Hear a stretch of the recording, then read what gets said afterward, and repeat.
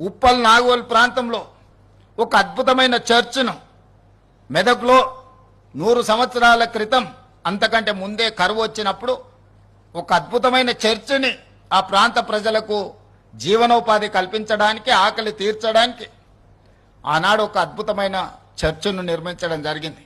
ఆ స్ఫూర్తితోటి ఉప్పల్ నాగోలు ప్రాంతంలో క్రిస్టియన్ సోదరుల కోసం కూడా ఒక అద్భుతమైన చర్చ్ను నిర్మించడం ద్వారా మూసా, ఈసా నదులు వికారాబాద్ మచ్కుందా నదిలో మొదలై 240 కిలోమీటర్లు ప్రవహించి రంగారెడ్డి జిల్లా, హైదరాబాద్ జిల్లా, నల్గొండ జిల్లాలో వాడపల్లిలో కృష్ణా నదిలో కలవబోతుంది.